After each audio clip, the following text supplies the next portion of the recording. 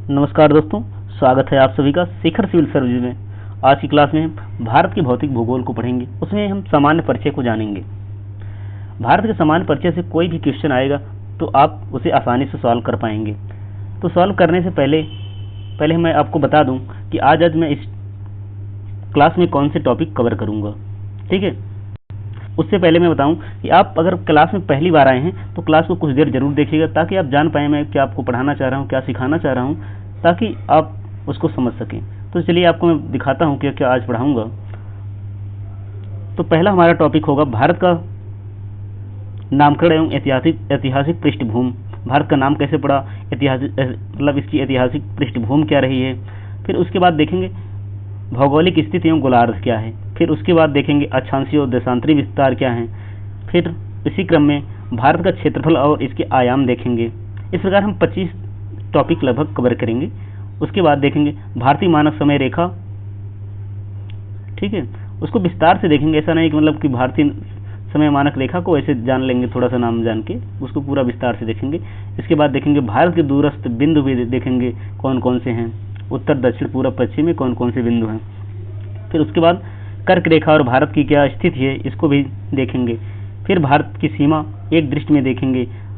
अंतर्राष्ट्रीय और राज्यों की सीमा किसे टच करती है ये भी देखेंगे। तटीय सीमा क्या हमारी है ये भी देखेंगे। पड़ोसी देश जो अंतर्राष्ट्रीय सीमाओं की क्या स्थिति है ये भी देखेंगे। पड़ोसी देश जो उनसे सटे राज्य को जानेंगे। साथ साथ हम भारत के तटीय सीमा एवं तटीय राज्य को भी देखेंगे। समुद्री सीमाएं एवं आधार रेखा भी देखेंगे। ठीक है, उसके बाद हम द्वीप समूह को पढ़ेंगे। द्वीप समूह अंडमान निकोबार द्वीप समूह और लक्षद्वीप एवं अन्य द्वीपों को भी पढ़ेंगे। उसके बाद हम भारत के राज्य एवं केंद्र शासित प्रदेश की वर्तमान स्थिति को देखेंगे। उसके बाद हम भारत के भौगोलिक चट्टान की संरचना को पढ़ेंगे। इसी क्रम में हम भारत की भौतिक प्रदेश को जानेंगे। आगे देखते हैं क्या पढ़ेंगे। भारत के पर्वतीय क्षेत्र और उत्तर का विशाल मैदान भी जानेंगे। साथ साथ प्रायद्वीपीय पठार क्या है इसको भी सीखेंगे। भारत का तटीय मैदान क्या है इसको भी हम पढ़ेंगे। ठीक है, तो इसी क्रम में हम बहुत कुछ पढ़ने वाले हैं आज। तो क्लास शुरू करने से पहले मैं आपको दिखा दूं कितनी स्लाइडें हैं। बहुत सारी स्लाइडें लेकर मैं आया हूं और मैं 3 बुक से इसमें कंटेंट को ऐड किया हूं।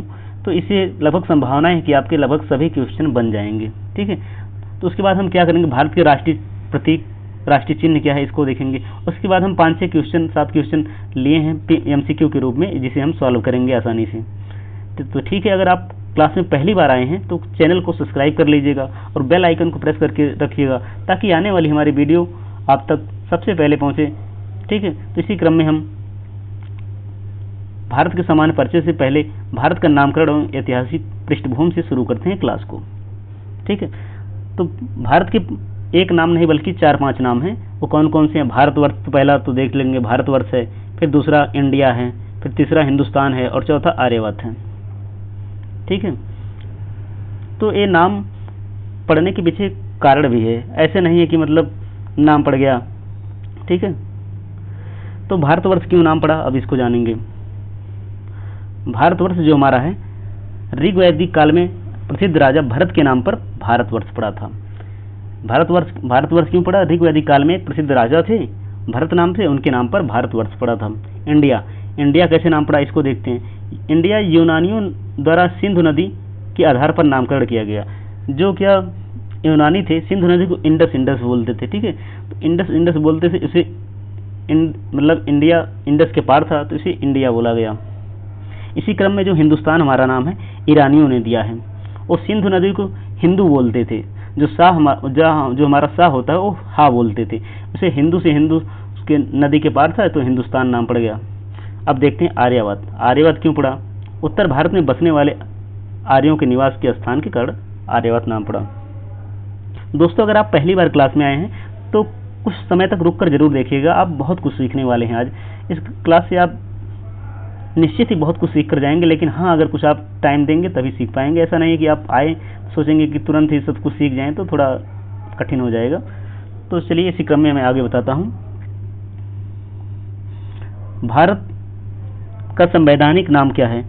India that is a Bharat shall be union of state. India अर्थात भारत राज्यों का संघ होगा। कहने का मतलब है हमारे संविधान में लिखा है India that is a Bharat shall be union of state, Bharat राज्यों का संघ होगा। अनुच्छेद 1 में लिखा गया है, यहाँ पर भी वही चीजें लिखी गई है। आगे देखते हैं। अब देखते हैं भारत की भौगोलिक स्थिति एवं गोलार्ध। भारत किस गोलार्ध में स्थित है इसको देखते हैं। भारत उत्तरी पूर्वी गोलार्ध में स्थित है। क्यों इसको बोला जाता है उत्तरी पूर्वी गोलार्ध? क्योंकि भारत विषुवत रेखा के उत्तर में स्थित होने के कारण उसे उत्तरी गोलार्ध कहा जाता है। क्यों कहा जाता है? क्योंकि विषुवत रेखा जैसे देखिए इधर है नीचे, तो ऊपर स्थित होने के कारण भारत को उत्तरी गोलार्ध बोला जाता है। क्योंकि मैप में ऊपर उत्तर बोला जाता है, नीचे दक्षिण बोला जाता है, और दाएं तरफ पूरब बोला जाता है और बाएं तरफ पश्चिम बोला जाता है।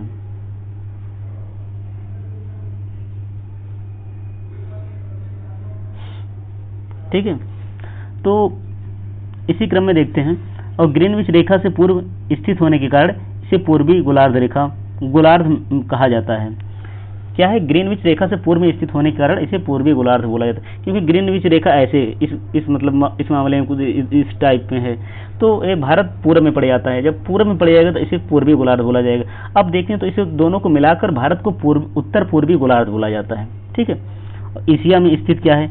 भारत दक्षिण एशिया महाद्वीप के मध्य भाग में स्थित है। क्या है? भारत एशिया में दक्षिण मध्य भाग में स्थित है। अब भारत की आकृति कैसी है? भारत की आकृति देखने में आपको लग रही है कि चतुष्कोणीय आकृति है। ठीक है,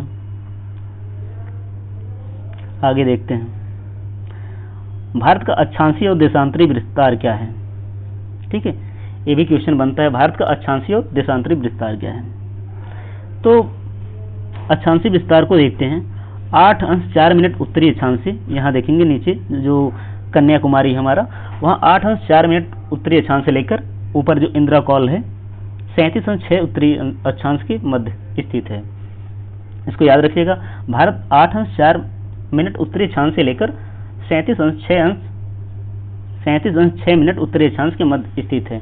ऊपर में इंदिरा कॉल है, नीचे कन्याकुमारी हमारा है। ठीक है, अब फिर देखते हैं इसका अक्षांशीय विस्तार। अगर मुख्य भूम को मतलब छोड़कर शामिल करते हैं लास्ट बिंदु को, तो यह इंदिरा पॉइंट है। इंदिरा पॉइंट कहाँ है? 6 अंश 45 मिनट पर स्थित है, जो इंदिरा अंडमान निकोबार के बाद में है। ठीक है, तो देशांतरी विस्तार को देखते हैं। देशांतरी विस्तार हमारा है 68 अंश 7 मिनट पूर्वी देशांतर से लेकर, यहाँ पर 68 अंश 7 पूर्वी देशांतर है, 68 अंश 7 मिनट पूर्वी देशांतर, फिर 97 अंश 25 मिनट पूर्वी देशांतर की मध्य स्थित है। यहाँ क्या है? 97 अंश 25 मिनट पूर्वी देशांतर की मध्य स्थित है। आगे देखते हैं इसी क्रम में। भारत का क्षेत्रफल और आयाम, एक क्वेश्चन आ चुका है। भारत का क्षेत्रफल विश्व में कौन सा स्थान है? तो इसमें हमारा विश्व में 7वां स्थान है क्षेत्रफल के क्रम में। देखते हैं भारत का क्षेत्रफल कितना है। तो 32,87,263 वर्ग किलोमीटर। कितना है? 32,87,263 वर्ग किलोमीटर है भारत का क्षेत्रफल। वहीं देखेंगे विश्व में इसका कितना प्रतिशत क्षेत्रफल है भारत का, तो 2.42% भारत विश्व का क्षेत्रफल कवर करता है।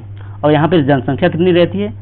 17.5%, यानी 17.5% जनसंख्या रहती है 2011 की जनगणना के अनुसार। अब देखते हैं उत्तर से दक्षिण की लंबाई भारत की कितना है। यानी जो उत्तर से दक्षिण जो हमारी इंदिरा कॉल है, इंदिरा कॉल से कन्याकुमारी के बीच में की दूरी 3,214 किलोमीटर है। जो क्या है? ऊपर में इंदिरा कॉल से लेके कन्याकुमारी के बीच में 314 किलोमीटर हमारी दूरी है। अब पूर्व से पश्चिम देखते हैं। किबुत बिंदु से अरुणाचल प्रदेश के किबुत बिंदु से गुजरात के गोहर मोती के बीच में 2,933 किलोमीटर इसकी चौड़ाई है। इसको एक बार और देख लेते हैं। उत्तर से दक्षिण के क्रम में भारत की लंबाई यानी 3,214 किलोमीटर है, और जबकि पूर्व से पश्चिम की लंबाई 2,933 किलोमीटर है। आगे देखते हैं। भारतीय मानक समय रेखा को जानते हैं। भारतीय मानक समय क्या रेखा है? या भारतीय मानक समय रेखा, इसके आधार पर हम टाइम जोन का निर्धारण करते हैं। ठीक है, यह 82.5 अंश पूर्वी देशांतर रेखा भारत का मानक समय माना गया है। क्या? 82.5 अंश पूर्वी देशांतर रेखा को भारत का मानक समय माना गया है। यह लगभग नहीं 5 राज्यों से जाती है। ठीक है, उत्तर प्रदेश, मध्य प्रदेश, छत्तीसगढ़, उड़ीसा और आंध्रा। क्या? ऊपर उत्तर प्रदेश, फिर उसके बाद मध्य प्रदेश, फिर छत्तीसगढ़, फिर उड़ीसा, फिर आंध्रा। एक क्रम में लगाने के लिए पूछता है, ऊपर से क्रम में लगाइए कि भारतीय मानक समय रेखा कहाँ से किससे गुजरती है। तो ऊपर हो गया हमारा उत्तर प्रदेश, फिर उसके बाद मध्य प्रदेश, फिर छत्तीसगढ़, फिर उड़ीसा, फिर आंध्रा। ठीक है, तो इसको आप याद रखिएगा। और पूछेगा कहाँ से होकर गुजरती है, तो हो जाएगा मुख्य स्थान है नैनी, प्रयागराज के नैनी, या कहीं कहीं आपको देखने को मिल जाएगा मिर्जापुर से गुजरती है। ठीक है, तो हमारी जो प्रधान भारतीय मानक समय रेखा है ग्रीनविच से 5.5 घंटे आगे है। ठीक है, क्या है? ग्रीनविच से 5.5 घंटे आगे है हमारा समय मानक रेखा, और यह प्रयागराज के नैनी से या मिर्जापुर से होकर गुजरती है। इसमें दोनों भी जो विकल्प में रहेगा वो आप चूज कर सकते हैं। साथ साथ यह गुजरात, मध्य प्रदेश, छत्तीसगढ़, उड़ीसा और आंध्र प्रदेश से होकर गुजरती है। इसको याद रखिएगा, ये तथ्य, और इसको एक बार नहीं कई बार आ चुका है। इसके लिए आपको याद रखना है, तो जरूरी है, तो याद रखिएगा, नहीं तो फिर आप सवाल करने में सक्षम ना हो पाएंगे।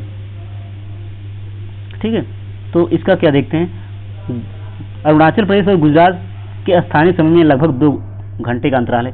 2 घंटे का अंतराल इसलिए है क्योंकि हमारे भारत का अक्षांशीय और देशांतरी जो विस्तार है 30 अंश मिनट का है, 30 अंश का है। तो 30 अंश, अब 15 अंश जो होता है हमारे 1 घंटे के लगभग बराबर होता है। इसको हम किसी दूसरे क्लास में पढ़ेंगे किस तरीके से समय का निर्धारण करते हैं। ठीक है, तो 15 अंश का 15 अंश जो हमारा होता है 1 घंटे के बराबर होता है। जब 30 अंश का डिफरेंस है तो 2 घंटे का लगभग बराबर होगा।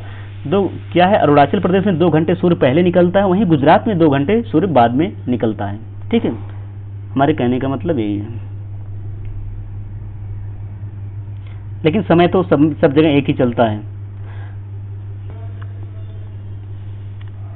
भारत के दूरस्थ बिंदु कौन कौन से हैं, इसको याद रखिएगा। मैंने ऊपर बताया है, लेकिन यहाँ भी मैं बता दे रहा हूँ। सबसे उत्तरी बिंदु जो लद्दाख में है, हमारा सबसे जो उत्तरी बिंदु लद्दाख में है, ये हमारा इंदिरा कॉल है। ठीक है, उत्तरी बिंदु क्या है? इंदिरा कॉल जो लद्दाख में है। दूसरा क्या है? दक्षिणी बिंदु जो हमारा है इंदिरा पॉइंट, जिसे हम पिग्मेलियन पॉइंट भी कहते हैं। इंदिरा पॉइंट जिसे हम पिग्मेलियन पॉइंट भी कहते हैं, ग्रेट निकोबार में 6 अंश 45 मिनट पर है। ठीक है, अगर हम मुख्य भूमि को शामिल करेंगे तो 8 अंश 4 मिनट उत्तरी अक्षांश हो जाएगा। ठीक है, याद रखिएगा, दक्षिणी बिंदु इंदिरा पॉइंट जिसे हम पिग्मेलियन पॉइंट भी बोलते हैं, और उत्तरी पॉइंट इंदिरा कॉल। और इसके पश्चिमी बिंदु को देखते हैं। पश्चिमी बिंदु हमारा गोहर मोती है जो गुजरात में है, 68 अंश 7 मिनट ईस्ट में है। ठीक है, याद रखिएगा, पश्चिमी बिंदु गोहर मोती गुजरात में है जो 68 अंश 7 मिनट ईस्ट में है।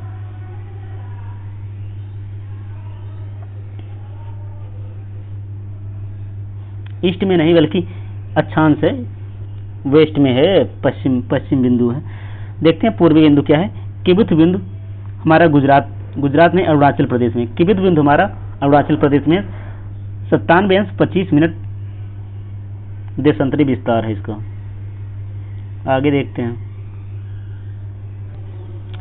आगे के टॉपिक को देखते हैं। कर्क रेखा और भारत के बारे में जानते हैं। कर्क रेखा हमारी 23.5 अंश से होकर गुजरती है, 23.5 अंश उत्तरी अक्षांश से होकर गुजरती है। कर्क रेखा 23.5 अंश उत्तरी अक्षांश से गुजरती है। अब इसको देखते हैं। कर्क रेखा भारत के लगभग 2 बराबर भागों में बांटती है। ठीक है, कर्क रेखा जो हमारे भारत को 2 बराबर भागों में बांटती है और भारत के 8 राज्यों से होकर गुजरती है। इसका आपको क्रम भी याद रखना पड़ेगा, कौन कौन से राज्यों से होकर गुजरती है।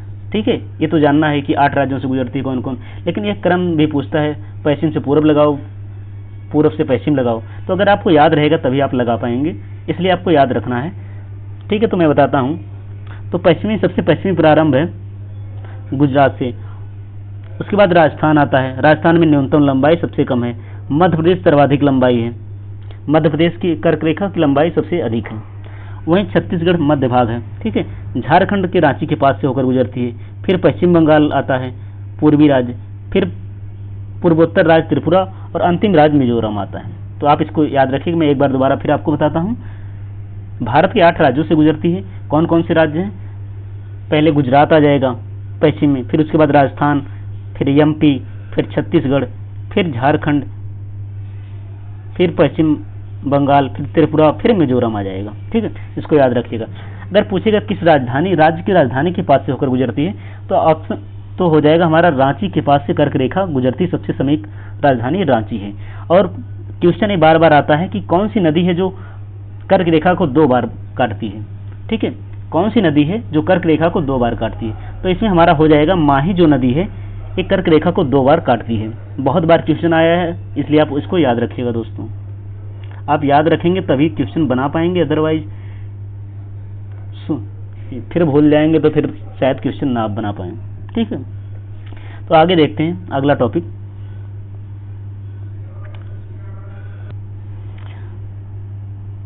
भारत की सीमाएं एक दृष्टि में देख लेते हैं। भारत की सीमाएं क्या है, एक दृष्टि में देखते हैं।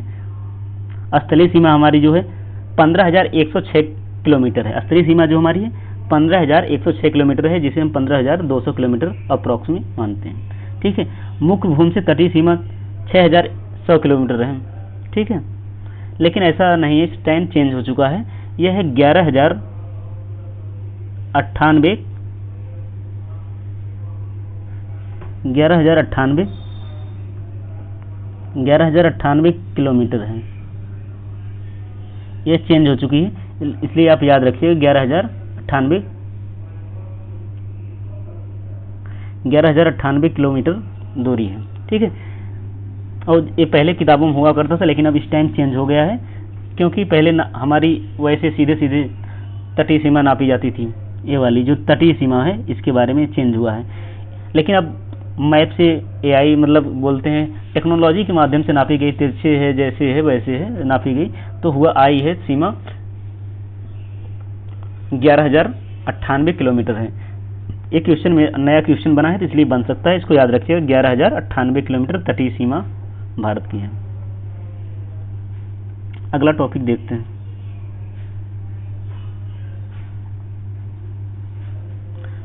पड़ोसी देश और अंतर्राष्ट्रीय सीमाएं। क्या है पड़ोसी देश और अंतर्राष्ट्रीय सीमाएं? ठीक है, भारत के कुल पड़ोसी 7 स्थलीय सीमा वाले देश हैं। क्या है, कितने देश हैं? 7 स्थलीय सीमा वाले देश हैं, जबकि 2 समुद्री पड़ोसी देश हैं। कौन कौन से? श्रीलंका और बांग्लादेश। श्रीलंका और बांग्लादेश नहीं बल्कि मालदीव, बांग्लादेश नहीं बल्कि मालदीव। जो समुद्री पड़ोसी देश हैं श्रीलंका और मालदीव हैं। जो स्थलीय वाले हैं वो 7 हैं। इन सभी को हम अलग अलग से जानेंगे, इसलिए आप धैर्य बनाकर रखिएगा। अगर क्लास में आप रुकेंगे तो बहुत कुछ सीख कर जाएंगे दोस्तों। तो अगर आप लास्ट तक रुकते हैं तो आपको बहुत कुछ सीखने को मिलेगा इस क्लास से। तो देखते हैं भारत की सर्वाधिक सीमा किस देश से लगती है? तो बांग्लादेश।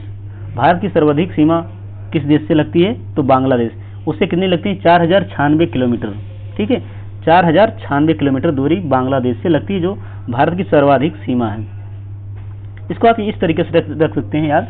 बचपन में भूटान आया था, बाद से बांग्लादेश, चा से चीन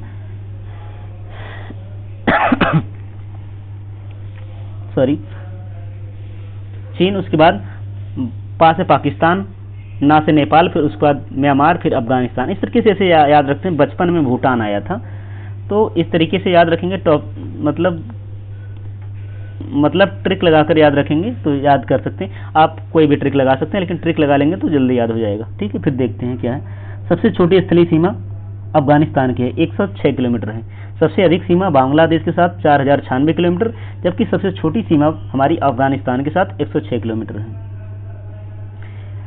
अब महत्वपूर्ण सीमा रेखाएं कौन सी है? रेड क्लिफ है, जो हमारी भारत और पाकिस्तान के बीच में है। ठीक है, भारत और पाकिस्तान के बीच में है। और वहीं मैकमोहन जो है भारत और चीन के बीच में है। और डूरंड रेखा है भारत और अफगानिस्तान के बीच में है। एक बार फिर से देख लेते हैं। रेड क्लिफ जो रेखा है भारत और पाकिस्तान के बीच में है, और मैकमोहन रेखा है भारत और चीन के बीच में है, और डूरंड रेखा है भारत और अफगानिस्तान के बीच में है। ठीक है, याद रखिएगा। और सबसे अधिक सीमा वाला देश बांग्लादेश है, और सबसे कम सीमा वाला देश अफगानिस्तान है, भारत के साथ सीमा साझा करने वाला। अब देखिए, मैं इनको अलग अलग से देखेंगे कौन कौन से देश हैं उनकी कितनी सीमाएं लगती हैं और कौन कौन से राज्य से लगती हैं। इसको भी याद रखिएगा, क्योंकि ये आ जाता है कि कौन सी राज्यों की सीमा किस देश के साथ लगती है। तो आपको अगर याद रहेगा तो ही आप क्वेश्चन बना पाएंगे, अदरवाइज आप क्वेश्चन को में सिली मिस्टेक करेंगे, गलत होगा, फिर नेगेटिव होगा, फिर सिलेक्शन में कठिनाई आएगी। तो ठीक है, देखते हैं अलग अलग पड़ोसी देश को। पहला तो हमारा देश है बांग्लादेश, इससे सबसे अधिक सीमा लगती है, 4096 किलोमीटर लगती है बांग्लादेश के साथ। बांग्लादेश के साथ कौन कौन से राज्य सीमा साझा करते हैं, तो इनको भी देखते हैं। तो पहले पश्चिम बंगाल हो जाएगा, फिर उसके बाद असम हो जाएगा, फिर हमारा मेघालय के बाद त्रिपुरा और फिर मिजोरम। इस प्रकार हमारे 5 राज्य साझा करते हैं बांग्लादेश। कौन कौन से हैं, एक बार मैं फिर दोबारा रिपीट करता हूँ, याद करिएगा। पहला तो बांग्लादेश हो गया, ठीक है, फिर असम हो गया, फिर मेघालय, त्रिपुरा और मिजोरम, ये 5 राज्य हैं। ठीक है, आगे देखते हैं। दूसरा चीन है। चीन से हमारी सीमा 3488 किलोमीटर लगती है, 3488 किलोमीटर लगती है। कौन कौन से राज्यों से सीमा लगती है, लद्दाख, यूटी, हिमाचल प्रदेश, उत्तराखंड, सिक्किम और अरुणाचल प्रदेश से लगती है। जो चीन की सीमा है हमारी लद्दाख, हिमाचल प्रदेश, अरुणाचल प्रदेश और सिक्किम से लगती है, और उत्तराखंड साथ साथ। तो एक क्वेश्चन आता है कि कौन कौन से राज्यों की सीमा लगती है, इसलिए इम्पोर्टेंट है, इसको याद आपको करना है। किस प्रकार से करेंगे आपको याद करना है, ठीक है। अब तीसरा देखते हैं पाकिस्तान। पाकिस्तान से सीमा 3323 किलोमीटर लगती है दूरी। पाकिस्तान से 3023 किलोमीटर लंबाई लगती है। लेकिन ये तो नहीं पूछता कितनी लगती है लंबाई, लेकिन ये जरूर पूछता है कि कौन से राज्य किस देश के साथ सीमा साझा करते हैं, ठीक है। आयोग कुछ भी पूछ सकता है, लेकिन आप एडवांस भी जाने रहेंगे तो शायद क्वेश्चन बनाने में आपको आसानी होगी, इसलिए मैं एडवांस लेवल पे आपको बता रहा हूँ। इसमें पाकिस्तान के साथ गुजरात, राजस्थान और पंजाब, ये 3 राज्य हैं और 2 यूटी लगती हैं। कौन कौन सी, जम्मू कश्मीर और लद्दाख। याद रखिएगा, ये मैक्सिमम क्वेश्चन आता है पाकिस्तान वाला, क्योंकि पाकिस्तान से हमेशा हड़प झड़प होती रहती है, क्वेश्चन बन जाते हैं पाकिस्तान और चीन के साथ, ठीक है। तो पाकिस्तान के साथ गुजरात, राजस्थान, पंजाब के साथ साथ जम्मू कश्मीर और लद्दाख से सीमा लगती है। अब देखते हैं चौथा राज्य देश नेपाल। नेपाल से 1751 किलोमीटर दूरी लगती है। नेपाल से लगने वाले राज्य हैं उत्तराखंड, उत्तर प्रदेश, बिहार, पश्चिम बंगाल और सिक्किम। इससे भी 5 राज्य लगते हैं। कौन कौन से, उत्तराखंड, उत्तर प्रदेश, बिहार, पश्चिम बंगाल और सिक्किम लगते हैं, ठीक है। आगे देखते हैं म्यांमार। म्यांमार से दूरी 1643 किलोमीटर लगती है। अरुणाचल प्रदेश, नागालैंड, मणिपुर, मिजोरम, इसे 4 राज्य हैं। कौन कौन से, अरुणाचल प्रदेश, नागालैंड, मणिपुर और मिजोरम। इनसे हमारी सीमा 1643 किलोमीटर म्यांमार से लगती है, ठीक है। आगे देखते हैं छठा भूटान। 699 किलोमीटर लगती है भूटान से सीमा। इसमें हमारे 4 राज्य इसमें भी आते हैं, एक सिक्किम हो गया, फिर पश्चिम बंगाल, फिर असम, फिर अरुणाचल प्रदेश। कौन कौन से राज्य हैं देखते हैं। सिक्किम, पश्चिम बंगाल, असम और अरुणाचल प्रदेश 4 ऐसे राज्य हैं जिनकी सीमा हमारे भूटान से लगती है, ठीक है। फिर देखते हैं लास्ट अफगानिस्तान, जिससे स्थलीय सीमा लगती है, 106 किलोमीटर है, जो सबसे कम है। वहीं बांग्लादेश से 100 सबसे ज़्यादा थी, 4096। वहीं अरुणाचल प्रदेश से सबसे कम है, 106 किलोमीटर।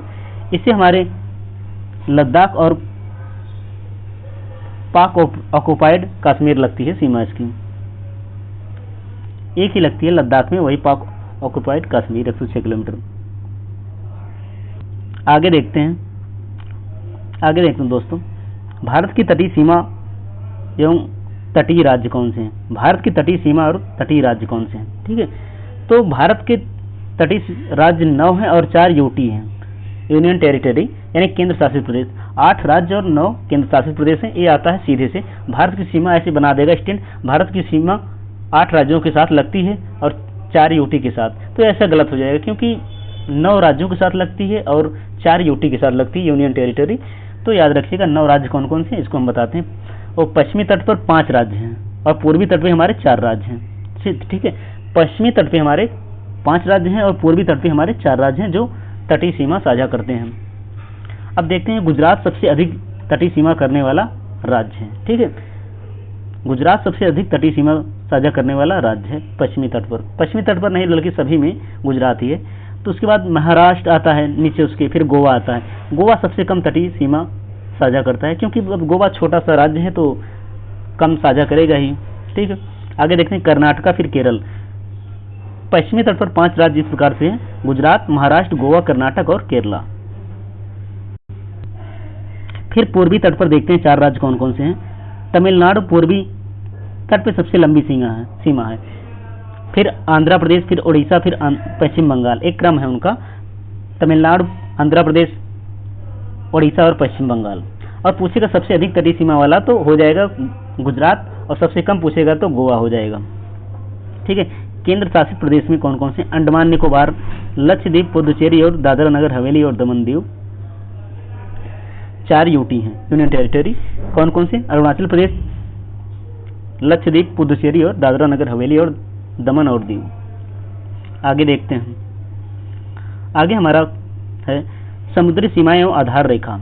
जो हमारी समुद्री सीमाएं हैं आधार रेखा से कितने किलोमीटर से अलग होती हैं, इसको देखेंगे। इसको हम 3 भागों में बांटते हैं, एक प्रादेशिक जल सीमा और दूसरी संलग्न क्षेत्र और तीसरा अनन्य आर्थिक क्षेत्र। ये भी क्वेश्चन में आता है, बहुत बार आ चुका है, अलग अलग एग्जाम में आ जाता है। UPSC, state PCS, group D, RRB, railway, सब एग्जाम में, लगभग छोटे मोटे एग्जाम में भी एक क्वेश्चन ऐसे बन जाता है।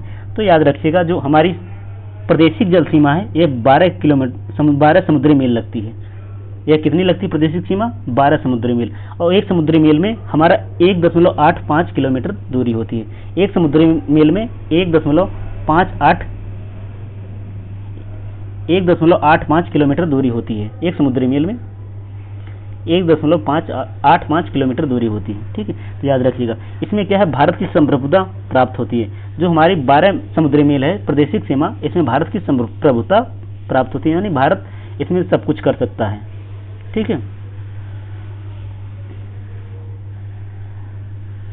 तो अब देखते हैं संलग्न क्षेत्र सीमा कितना है। अब ये 24 समुद्री मील है। संलग्न क्षेत्र सीमा 24 समुद्री मील है। इसमें क्या है, राजकोषीय अधिकार और सीमा शुल्क एवं स्वच्छता का अधिकार इसमें भारत सरकार लागू कर सकती है। क्या? सीमा शुल्क, राजकोषीय अधिकार एवं स्वच्छता का अधिकार। फिर देखते हैं अनन्य आर्थिक क्षेत्र क्या है। ठीक है, यह 200 समुद्री मील तक दूरी होती है। अनन्य आर्थिक क्षेत्र 200 समुद्री मील तक होती है।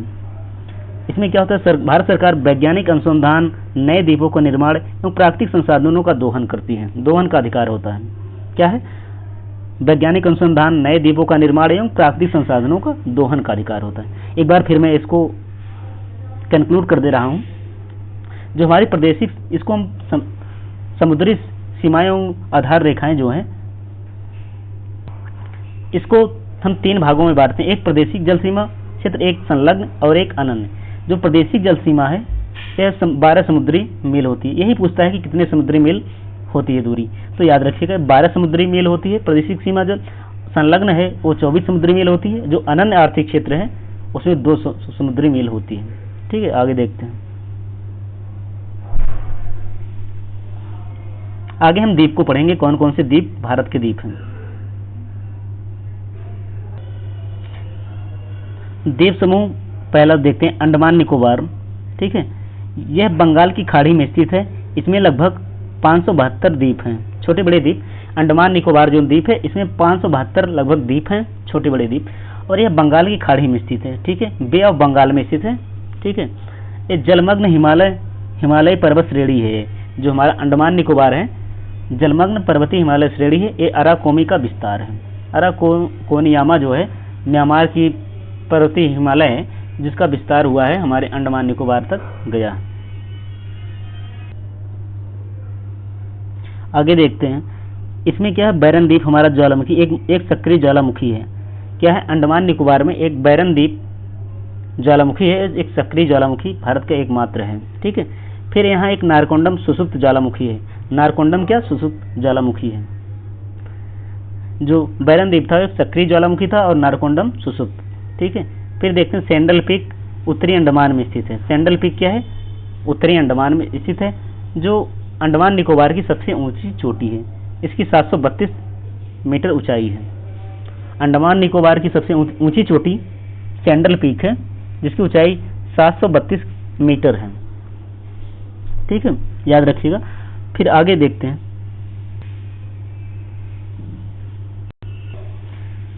10 अंश जो चैनल है हमारे अंडमान निकोबार और अंडमान को निकोबार से अलग करती है। 10 अंश जो चैनल है, ये भी कई बार क्वेश्चन में पूछा गया। 10 अंश चैनल है, 10 अंश डिग्री चैनल है, वो किसको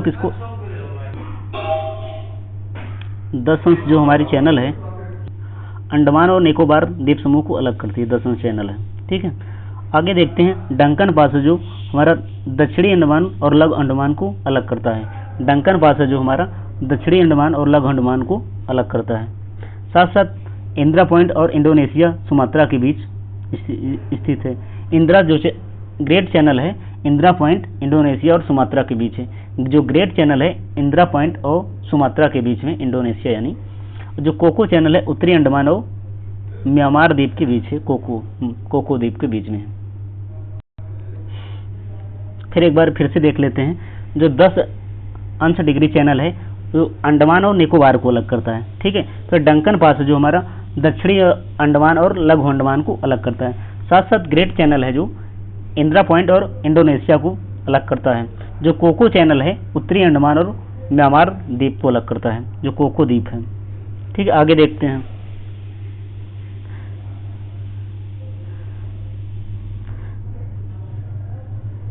आगे हमारा है दूसरा द्वीप लक्षद्वीप एवं अन्य द्वीप इसमें शामिल है। लक्षद्वीप को प्रवाल भित्तियों का द्वीप कहा जाता है। ये कई बार एग्जाम में आया है, किस द्वीप को प्रवाल भित्तियों का द्वीप कहा जाता है, तो लक्षद्वीप हमारा प्रवाल भित्तियों का द्वीप है। ठीक है, स्थित एवं इसकी कुल संख्या कितनी है, ये अरब सागर में स्थित है। लक्षद्वीप हमारा अरब सागर में स्थित है। इसमें कुल 36 द्वीप हैं, केवल इसमें 11 पर मानव आबादी रहती है। ठीक है, लक्षद्वीप की राजधानी कवरत्ती है।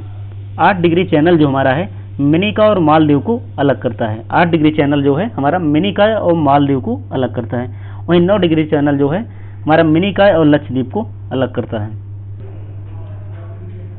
साथ साथ देखते हैं 8 डिग्री चैनल हमारा मिनिकॉय और मालदीव को अलग करता है। फिर 9 डिग्री है मिनिकॉय और लक्षद्वीप को अलग करता है। इसमें आगे देखते हैं कुछ द्वीप इस प्रकार से। न्यूमोर द्वीप गंगा सागर, यह बंगाल की खाड़ी में हुगली के मुहाने पर है। न्यूमोर और गंगा सागर द्वीप कहाँ है, बंगाल की खाड़ी में। ठीक है, हुगली नदी के मुहाने पर। फिर हरिकोटा द्वीप कहाँ है, पुलिकट झील के तट पर। पुलिकट झील कहाँ, आंध्र प्रदेश में। यहाँ पर सतीश धवन अंतरिक्ष केंद्र भी है। श्री हरिकोटा द्वीप पर क्या है, इसरो का सतीश धवन अंतरिक्ष केंद्र भी है। व्हीलर द्वीप जिसे अब अब्दुल कलाम द्वीप भी बोलते हैं, यह उड़ीसा में मिसाइल परीक्षण केंद्र है। व्हीलर द्वीप क्या है, अब्दुल कलाम द्वीप, यह उड़ीसा के में मिसाइल परीक्षण केंद्र भी है। आगे पंबन द्वीप देखते हैं, रामेश्वरम मन्नार की खाड़ी भारत और श्रीलंका के बीच में है। आगे देख लेते हैं भारत के राज्य एवं केंद्र शासित प्रदेशों के बारे में जानेंगे। भारत के राज्य और केंद्र शासित प्रदेश के बारे में 28 राज्य हैं और यहाँ पर 8 यूटी हैं। 28 राज्य और 8 यूटी हैं, तो इन सभी के बारे में जानेंगे। यहाँ पर 28 राज्य और 8 यूटी हैं। ठीक है, यहाँ क्षेत्रफल में सबसे बड़ा राज्य राजस्थान है, उसके बाद एमपी है, फिर महाराष्ट्र, फिर उत्तर प्रदेश। सबसे बड़ा राजस्थान है, फिर उसके बाद एमपी है, फिर उसके बाद महाराष्ट्र है, फिर उसके बाद तब यूपी है। एक पूछता है क्रम से लगाने के लिए, याद रखिएगा। सबसे ऊपर सबसे पहले स्थान पर राजस्थान क्षेत्रफल के क्रम में आएगा, फिर एमपी, फिर महाराष्ट्र, फिर उसके बाद उत्तर प्रदेश। हम अपना उत्तर प्रदेश, जिसे अब उत्तर प्रदेश बना दिया जाना चाहिए। फिर देखते हैं छोटे राज्य एवं यूटी कौन कौन से हैं। सबसे छोटा राज्य गोवा है। भारत का सबसे छोटा राज्य कौन सा, गोवा है। और सबसे छोटा यूटी यूनियन टेरिटरी लक्षद्वीप है, जिसे हम प्रवाल भित्तियों का द्वीप के नाम से भी जानते हैं। आगे देखते हैं भारत के भूगर्भिक चट्टान कौन कौन सी हैं। इसमें 6 चट्टानें हैं, इनको विस्तार से पढ़ेंगे। पहले जान लेते हैं कौन कौन सी चट्टानें हैं। पहला तो आर्की अनुक्रम का हो जाएगा, दूसरा धारवाड़, तीसरा कुडप्पा और चौथा बेंधन और पांचवा गोंडवाना और छठा दक्कन ट्रैप। ठीक है, तो आर्किन जो चट्टान है सबसे प्राचीन चट्टान है, इसमें जीवाश्म नहीं पाया जाता है। जो आर्किन चट्टानें हैं ये सबसे प्राचीन चट्टान है, इसमें जीवाश्म नहीं पाया जाता। जबकि जो धारवाड़ चट्टान है ये धात्विक खनिज से समृद्ध है। ठीक है, धारवाड़ जो चट्टान भारत में है वो धात्विक खाद्यान्न से समृद्ध है। अब देखते हैं कुडप्पा जो चट्टान है, आंध्र प्रदेश के कुडप्पा जिले के नाम पर इसका कुडप्पा पड़ा है नाम। ये बलुआ पत्थर और चूना पत्थर के लिए प्रसिद्ध है। जो हमारी कुडप्पा की चट्टानें हैं, क्रम की चट्टानें हैं, ये बलुआ पत्थर और चूना पत्थर के लिए प्रसिद्ध है। आगे देखते हैं बिंधन क्रम की चट्टानें। भवन निर्माण के लिए इनका उपयोग होता है। बिंधन क्रम की जो चट्टानें हैं इनका भवन निर्माण में उपयोग होता है। फिर पांचवा हमारा गोंडवाना क्रम की चट्टान। गोंडवाना क्रम की जो चट्टान है इसमें 98% कोयला भारत में गोंडवाना क्रम की चट्टानों में पाया जाता है। फिर दक्कन ट्रैप देखते हैं। दक्कन ट्रैप बेसाल्ट की चट्टानों के लिए प्रसिद्ध है, जो लावा के निक्षेप से बना है। यह पूछता है कि कौन सी चट्टान में धातु मिलता है, कौन सी चट्टान सबसे पुरानी है, कौन सी चट्टान में बलुआ पत्थर मिलता है, कौन सी चट्टान भवन निर्माण में उपयोगी है, कहाँ पर कोयला मिलता है किस क्रम की चट्टानों में। तो याद रखना आपको मैंने जो बताया, तभी आप क्वेश्चन हल कर पाएंगे जब आप याद रखेंगे कहाँ पर कौन सी चट्टानें मिलती है, उसमें क्या मिलता है, उसका क्या उपयोग है। तो ठीक है, अगले स्लाइड को देखते हैं। भारत के भौतिक प्रदेश। भारत के मुख्य भौतिक प्रदेश कौन से हैं? इसको हम 4 भागों में बांटते हैं। भारत के मुख्य भौतिक प्रदेश को उत्तर का पर्वतीय क्षेत्र, इसको हम विस्तार से पढ़ेंगे, पहले एक बार जान लेते हैं कौन कौन से। उत्तर का पर्वतीय क्षेत्र, तो उत्तर का विशाल मैदान, फिर प्रायद्वीपीय पठार, फिर तटीय मैदान एवं द्वीप समूह। द्वीप समूह तो मैंने ऊपर पढ़ लिया है, लेकिन फिर भी यहाँ पर देख लेंगे। उत्तर का पर्वतीय क्षेत्र पहला, और दूसरा उत्तर का विशाल मैदान, तीसरा प्रायद्वीपीय पठार और चौथा तटीय मैदान एवं द्वीप समूह। अब इनको विस्तार से हम देखेंगे। उत्तर का पर्वतीय क्षेत्र क्या है देखते हैं। पहला है उत्तर का पर्वतीय क्षेत्र, यह ट्रांस हिमालय, भारत के उत्तर में ट्रांस हिमालय मिलती है। उसमें कौन सी 3-4 चोटियां हैं, उनको इसी क्रम में याद रखिए। कराकोरम पहला आएगा, फिर लद्दाख, फिर जास्कर, फिर उसके बाद पीर पंजाल आती श्रेणी, फिर धौलाधर, फिर शिवालिक। इसको याद रखिएगा, 3-4 श्रेणियां, 5 श्रेणियां हैं। पहले तो कराकोरम, फिर लद्दाख, फिर जास्कर, फिर पीर पंजाल, फिर धौलाधर, फिर शिवालिक। पहले क्या आ जाएगा? कराकोरम, फिर लद्दाख, फिर जास्कर, पीर पंजाल, धौलाधर, शिवालिक। इसको इसी क्रम में याद रखना है, ठीक है। तो हमारी भारत की सबसे ऊंची चोटी केटू गाडविन है। क्या है? केटू गाडविन, जिसकी ऊंचाई 8611 मीटर है। जिसकी ऊंचाई 8611 मीटर है, केटू गाडविन की भारत की सबसे ऊंची चोटी है। यह कराकोरम चोटी श्रेणी पर मिलती है, ठीक है। तो अगर पूछेगा सबसे अधिक ढाल वाली चोटी कौन से, तो राकापोसी चोटी है। सबसे ऊंची, सबसे ज्यादा ढाल वाली चोटी कहाँ है? राकापोसी, जो लद्दाख की सबसे ऊंची चोटी है। आगे देखते हैं बृहद हिमालय। विश्व की सर्वोच्च श्रेणियों में इसको काउंट किया जाता है। माउंट एवरेस्ट 8848 किलोमीटर बृहद हिमालय में माउंट एवरेस्ट है। वहीं पर कंचनजंगा है 8586 मीटर, ठीक है। आगे देखते हैं लघु एवं मध्य हिमालय। इसमें क्या है? पीर पंजाल, धौलाधर, मसूरी, महाभारत श्रेणियां शामिल हैं। फिर आगे देखते हैं शिवालिक। सबसे निचली चोटी है शिवालिक। शिवालिक हिमालय का दक्षिणतम भाग है, ठीक है। यहाँ दून और द्वार मिलते हैं। यहाँ पर दून और द्वार मिलते हैं। जैसे हिमाचल में जाएंगे तो दून मिलेगा, और उसके बाद इधर आएंगे तो उत्तराखंड और द्वार मिलेगा, हरिद्वार, ऐसे टाइप में मिलता है। देखते हैं अब हिमालय की श्रेणियों का विभाजन, क्षेत्रीय विभाजन कैसे किया गया है। हिमालय की श्रेणियों का क्षेत्रीय विभाजन किया गया है। इसको 4 भागों में बांटा गया है। पहला तो पंजाब हिमालय, फिर दूसरा कुमाऊं हिमालय, तीसरा नेपाल हिमालय और असम हिमालय, ठीक है। इसको हिमालय का क्षेत्रीय विभाजन इस प्रकार से पंजाब, कुमाऊं, नेपाल और असम। तो जान लेते हैं इनको किस नदियों के बीच को कब बांटा गया है।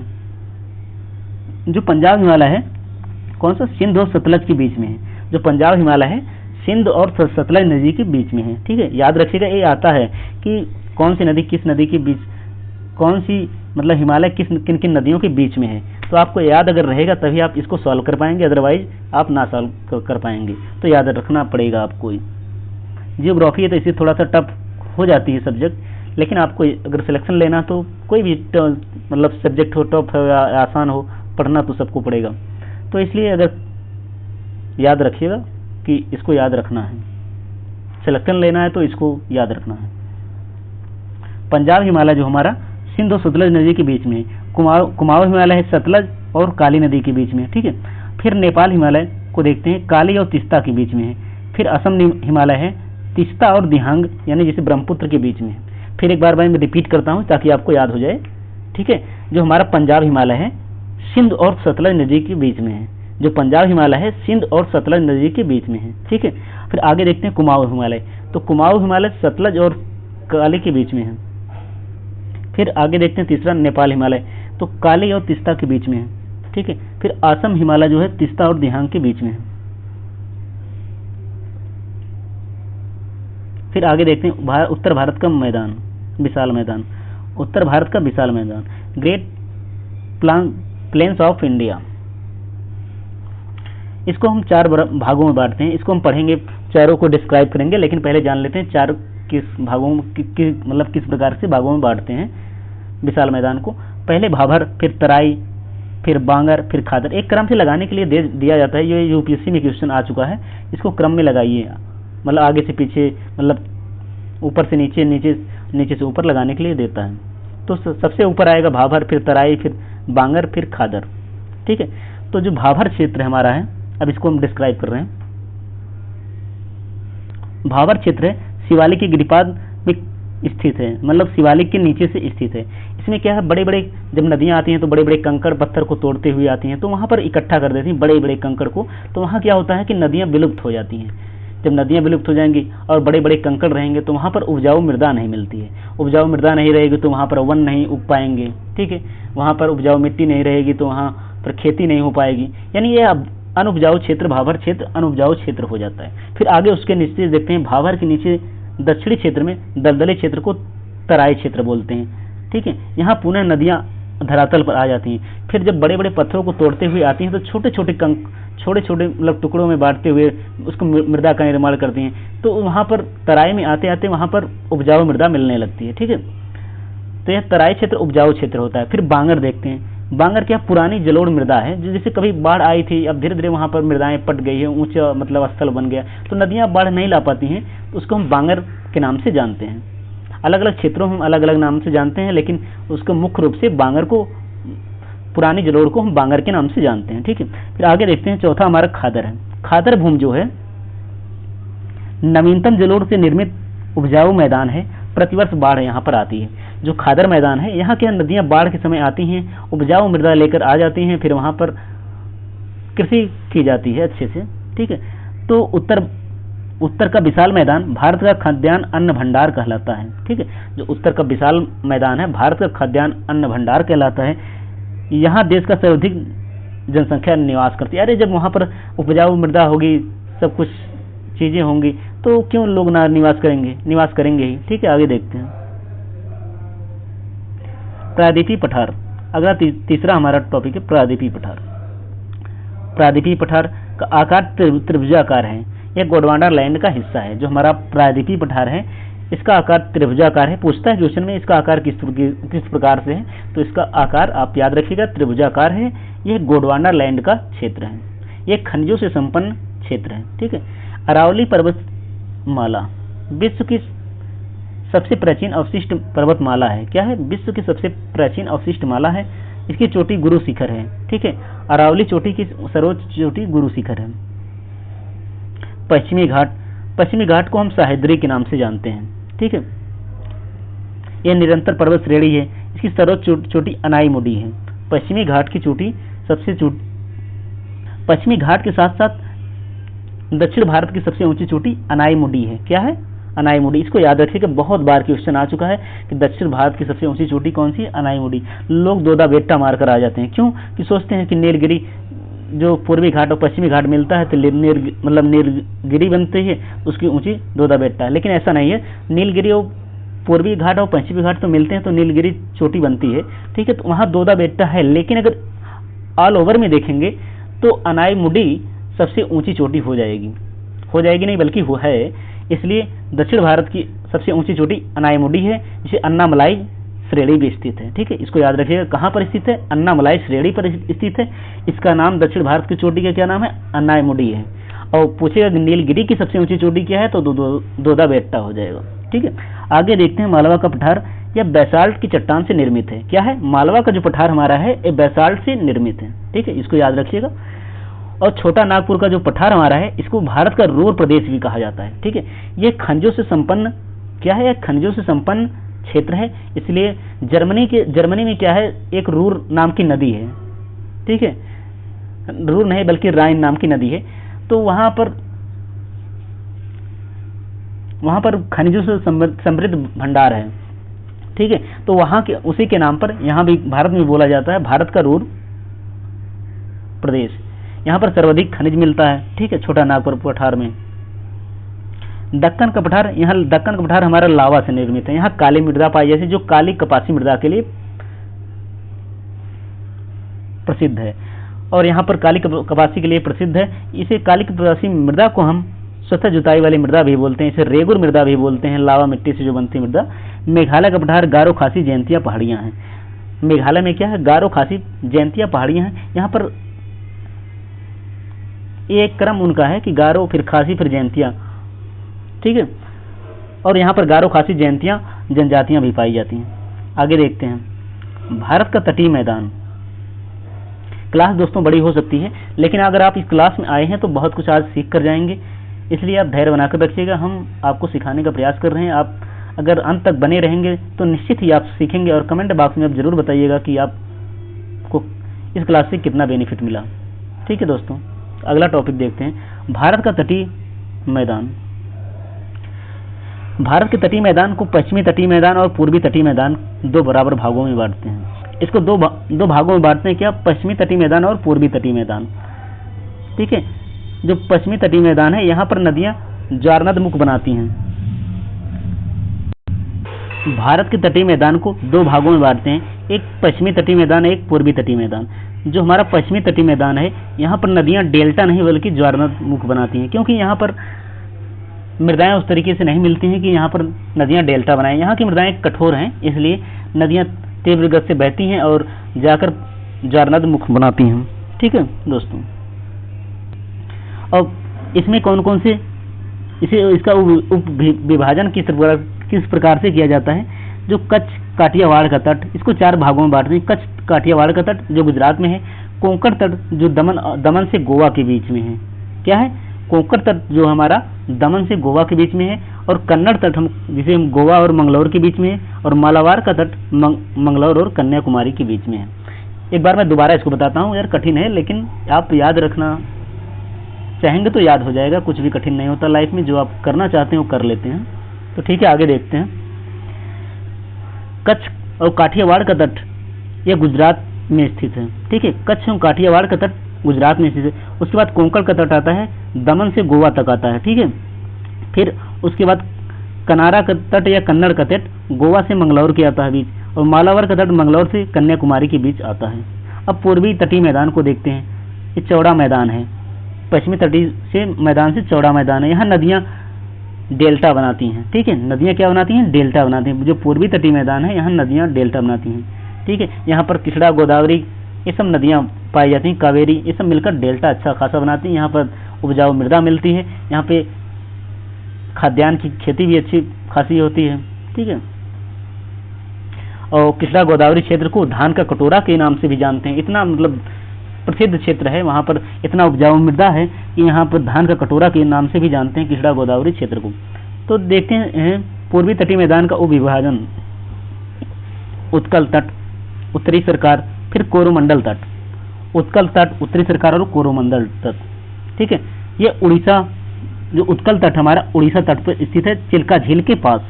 क्या है, उत्कल तट जो हमारा है उड़ीसा तट पर स्थित है, चिल्का झील के पास।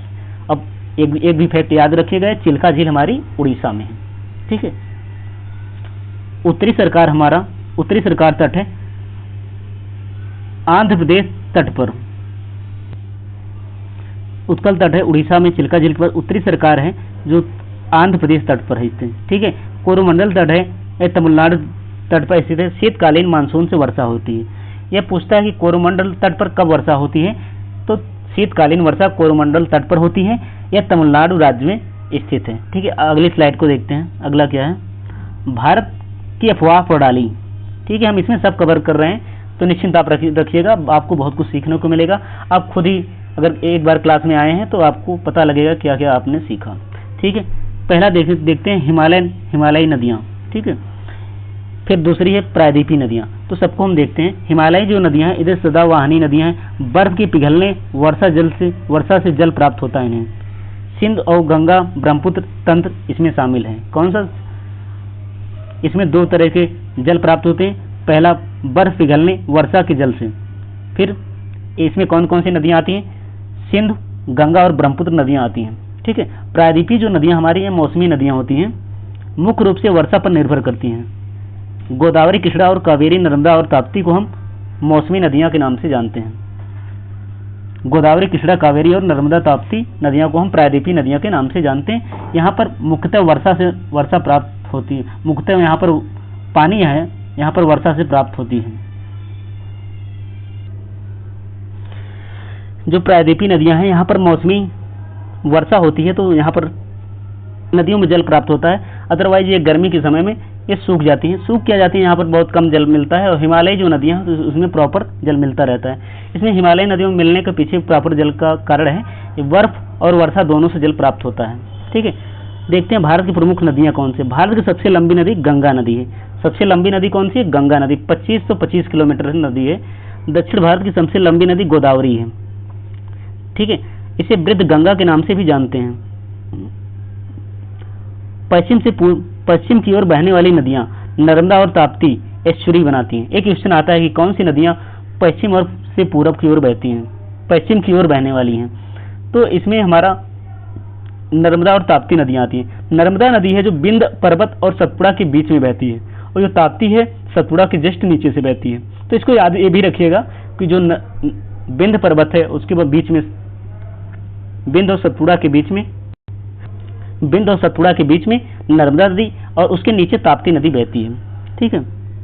ताप्ती नदी और नर्मदा दोनों मिलकर दोनों एस्चुरी बनाती हैं, क्योंकि पश्चिम की ओर बहती हैं। ठीक है। आगे देखते हैं भारत की जलवायु एवं ऋतु चक्र को देखते हैं। भारत में जलवायु का प्रकार। भारत में उष्णकटिबंधीय मानसूनी जलवायु पाई जाती है। क्या है? उष्णकटिबंधीय मानसूनी जलवायु पाई जाती है। ठीक है। अब देखते हैं आगे। दक्षिण पश्चिमी मानसून से लगभग भारत में 80% वर्षा होती है। दक्षिण पश्चिम मानसून से लगभग भारत में 80% वर्षा होती है। कब होती है? जून से सितंबर के बीच में होती है। ठीक है। सर्वप्रथम केरल के तट पर मानसून सबसे पहले केरल के तट पर आता है। ठीक है।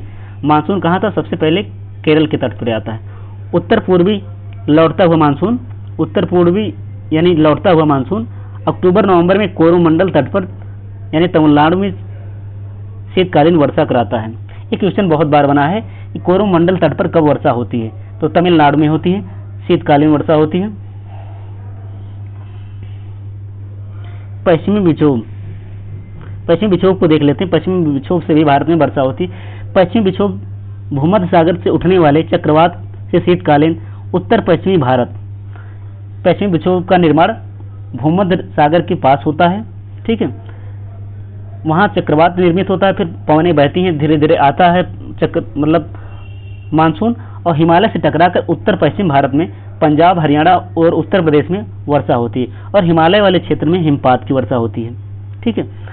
अब एक एक्स्ट्रा फैक्ट को देख लेते हैं। ये भी बहुत बार आता है एग्जाम में और आ चुका है, फिर अभी आएगा भी, तो याद रखिएगा। मासिनराम मेघालय में स्थित है। मासिनराम कहाँ है? मेघालय में स्थित है। एक खासी पहाड़ी में स्थित है। ठीक है। खासी पहाड़ी में स्थित होने के कारण विश्व की सर्वाधिक वर्षा वाला क्षेत्र है। क्या है? विश्व का सर्वाधिक वर्षा वाला क्षेत्र है कौन सा? मासिनराम, जो हमारा मेघालय में स्थित है। ठीक है। क्योंकि खासी जो पहाड़ी हमारी कीपनुमा आकार की है, इसमें जब मानसून जाता है तो फंस जाता है। जब वहां पर मानसून फंस जाता है तो बहुत तेज झमाझमाव की बारिश होती है, और इसलिए वहां विश्व की सर्वाधिक वर्षा होती है। आगे देखते हैं भारत की प्रमुख मृदाएं। ठीक है। भारत की प्रमुख मृदाएं। भारतीय कृषि अनुसंधान परिषद ने के अनुसार भारत में 8 प्रकार की मृदाएं पाई जाती हैं। भारत में कितनी मृदाएं पाई जाती हैं? 8 प्रकार की। किसके अनुसार? भारतीय कृषि अनुसंधान परिषद ICAR के अनुसार 8 प्रकार की मृदाएं पाई जाती हैं। लेकिन इसमें हम मुख्य मृदाएं 4 पढ़ेंगे, क्योंकि बहुत ज़्यादा मृदाओं को पढ़ेंगे तो फालतू वाली मृदाओं को, तो फिर टाइम ज़्यादा लग जाएगा क्लास में, इसलिए कम समय में ज़्यादा बताना है, तो ठीक है। देखते हैं। पहली मृदा मुख्य मृदा है जलोढ़ मृदा, जो भारत में लगभग 40% क्षेत्र में पाई जाती है। क्या है? जलोढ़ मृदा, जो भारत में लगभग 40% क्षेत्र में पाई जाती है। भारत में सर्वाधिक क्षेत्रफल पर विस्तृत है। ठीक है।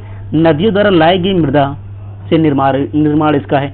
जो जलोढ़ मृदा है इसमें क्या पोटास की प्रचुरता होती है। जलोढ़ मृदा जो है इसमें क्या पोटास की प्रचुरता होती है, वहीं नाइट्रोजन की कमी होती है। एक क्वेश्चन बहुत बार बन चुका है कि जलोढ़ मृदा में कौन सी पदार्थ तत्व की प्रचुरता होती है, तो याद रखिएगा इसमें पोटास प्रचुर मात्रा में पाया जाता है जबकि नाइट्रोजन कम मात्रा में पाया जाता है। ठीक है, फिर देखते हैं दूसरी प्रमुख मृदा लाल और पीली मृदा। इसमें आयरन ऑक्साइड यानी लौह के तत्व के कारण यह लाल होती है, प्रायः भी भारत के शुष्क भागों में पाई जाती है। ठीक है, यह लगभग 18% भागों में पाई जाती है। फिर देखते हैं काली मृदा। ठीक है, काली मृदा है लगभग 15% क्षेत्र में पाई जाती है। यह रेगुर एवं कपासी मृदा इसको बोला जाता है, रेगुर एवं कपासी मृदा, क्योंकि यहाँ पर कपास की खेती बहुत अच्छी होती है। ठीक है, जल धारण क्षमता इसकी सर्वाधिक होती है। स्वतः जुताई वाली मृदा भी कहा जाता है, इसे दक्कन ट्रैप में विस्तृत है। स्वतः जुताई वाली इसलिए कहा जाता है क्योंकि जब गर्मियों में मृदा में नमी खत्म होती है तो भी ऐसे मिट्टियाँ ऐसे फट फट के मतलब जुताई जैसे खेत को की जाती है वैसे बिखर जाती हैं, तो उन्हें दूर से देखने पे लगता है कि ये खेत को जोता गया है, लेकिन ऐसा नहीं होता है। इसलिए वो प्रकृति से बनी होती है, तो इसलिए उन्हें बोला जाता है स्वतः जुताई वाली मृदा, ब्लैक सॉइल को। फिर देखते हैं आगे लैटराइट मृदा। यह अत्यधिक निछालन से निर्मित होती है। ये कहाँ बनती है, जैसे जहाँ खूब तेज से बारिश हो रही है, झमाझम खूब बारिश हो रही है, तो वहाँ पर मृदा के जो ऊपर के ह्यूमस होते हैं, जो तत्व होते हैं, वह निछालन के द्वारा जमीन के अंदर चले जाते हैं, कुछ तो बह जाते हैं, तो वहाँ पर लैटराइट मृदा का निर्माण होता है। इसमें ईंट जैसी यह कठोर होती है, क्योंकि जब ऊपर से नरम मृदा बह जाएगी तो नीचे कठोर मृदा बचेगी, जब कठोर बचेगी तो वह कठोर होगी ही, तो ईंट जैसी हो जाती है। यहाँ पर काजू, चाय और कॉफी की खेती के लिए प्रयुक्त है। लैटराइट मृदा में क्या होता है, चाय, काजू और कॉफी के लिए प्रयुक्त है।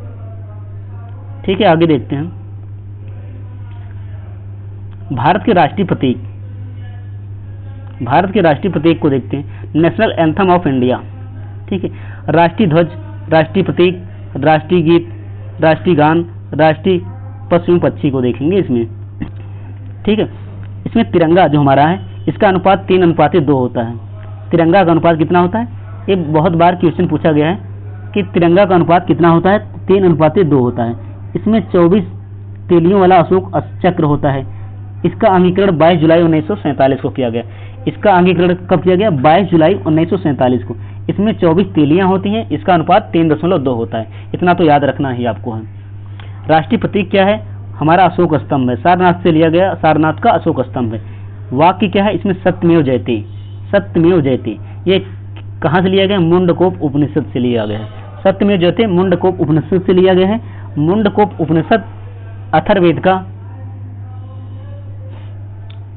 उपवेद है। ठीक है, उपनिषद है, अथर्ववेद का उपनिषद है। आगे देखते हैं राष्ट्रीय गान। जनगण मन है, जिसे रविन्द्रनाथ टैगोर ने गाया था। इसका समय 52 सेकेंड होता है।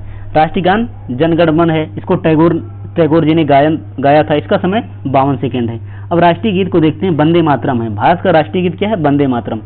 कितने बच्चे पढ़ने वाले हैं उनको राष्ट्रीय गीत और राष्ट्रीय गान में अंतर ही नहीं होता, इसलिए आप याद रखिएगा, एग्जाम में आ जाता है कभी कभार, बहुत तो नहीं आता है लेकिन आ सकता है, आज आ भी जाता है। तो आपसे एक क्वेश्चन गलत ना हो इसलिए मैंने इसको भी इसमें शामिल किया है। ठीक है, तो इसको बंकिम चंद्र चटर्जी ने लिखा था राष्ट्रीय गीत को। यह आनंद मठ से प्रेरित है। ठीक है, आनंद मठ में लिखा था राष्ट्रीय गीत वंदे मातरम को चटर्जी जी ने।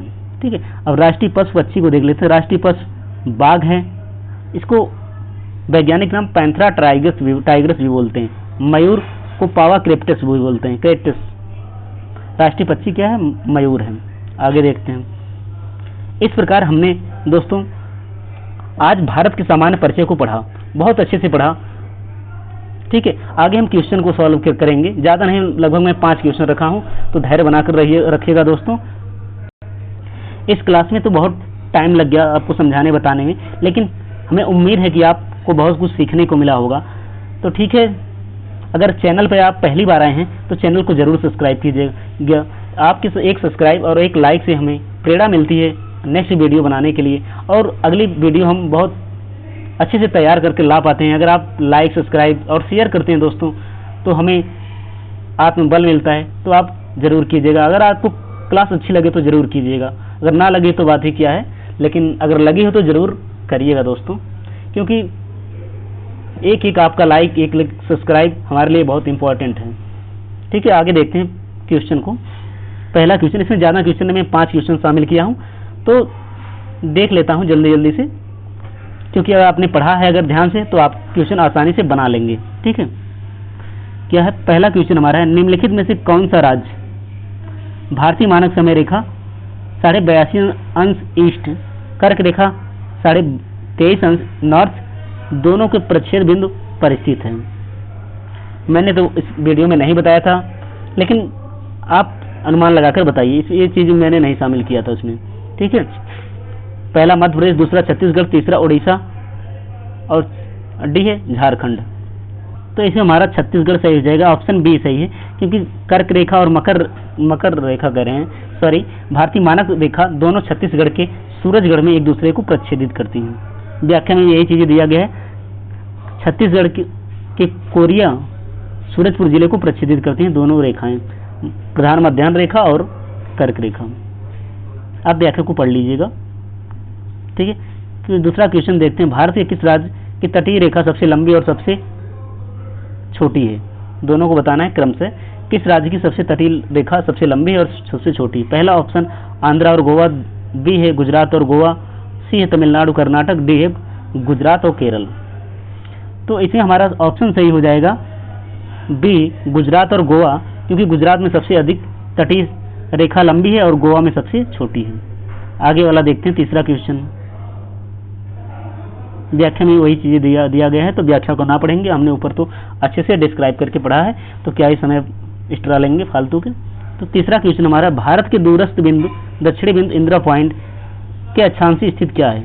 8 अंश 4 मिनट उत्तरी अक्षांश, बी 6 अंश 45 मिनट उत्तरी अक्षांश, सी 37 अंश 6 मिनट उत्तरी अक्षांश, डी 68 अंश 7 मिनट पूर्वी देशांतर। तो हमारा इंदिरा पॉइंट पूछा गया, सबसे दक्षिणी बिंदु, तो हो जाएगा बी ऑप्शन 6 अंश 45 मिनट उत्तरी अक्षांश। अगर मुख्य भूमि पूछता तो 8 अंश 4 मिनट उत्तरी अक्षांश हो जाता कन्याकुमारी। क्वेश्चन चौथा देखते हैं, भारत की सबसे लंबी अंतरराष्ट्रीय स्थलीय सीमा किस पड़ोसी देश के साथ लगती है? ठीक है, हमारा क्वेश्चन है, भारत की सबसे लंबी अंतरराष्ट्रीय स्थलीय नदी स्थलीय सीमा किस पड़ोसी देश के साथ लगती है? ठीक है, तो हमारा ऑप्शन हो जाएगा चीन, option B Pakistan, option C Bangladesh, option D Nepal. तो इसमें हमारा ऑप्शन बी सी सही हो जाएगा, बांग्लादेश। बांग्लादेश में सबसे अधिक सीमाएं लगती है, 4096 किलोमीटर बांग्लादेश के साथ सीमा लगती है, उसके बाद चाइना के साथ लगती है। व्याख्या में वही चीजें दी गई है, तो हम व्याख्या ना पढ़ेंगे, आगे बढ़ते हैं अगले क्वेश्चन पे। पांचवा क्वेश्चन जो कि हमारा आज लास्ट क्वेश्चन है, भारत का लगभग 98% कोयला किस क्रम की चट्टान में पाया जाता है? Option A Dharwad, option B Cuddapah, option C Gondwana, option D बिंदन। तो इसमें हमारा सी ऑप्शन सही हो जाएगा, गोंडवाना क्रम की चट्टान में भारत का 98% कोयला पाया जाता है। तो इस प्रकार दोस्तों आज हमने भारत के भूगोल में भारत के सामान्य परिचय को बहुत अच्छे से समाप्त किया है। तो ठीक है, अब दोस्तों हमें उम्मीद करेंगे कि आपने इस क्लास से आपने बहुत कुछ सीखा होगा। अगर आपने इस क्लास में पहली बार आया होगा तो चैनल को सब्सक्राइब कीजिएगा, बेल आइकन को प्रेस करके रखिएगा, ताकि आने वाली हमारी वीडियो का नोटिफिकेशन आप तक जल्द से जल्द पहुंचे। आपका एक लाइक, एक सब्सक्राइब, एक शेयर हमारे लिए बहुत इंपॉर्टेंट है, इसलिए कमेंट बॉक्स में अपने राय को जरूर बताइएगा। आप किस टॉपिक पे वीडियो चाहते हैं, आपको वीडियो कैसी लगी जरूर बताइएगा। जय हिंद दोस्तों, फिर मिलते हैं अगली क्लास में। जय हिंद दोस्तों।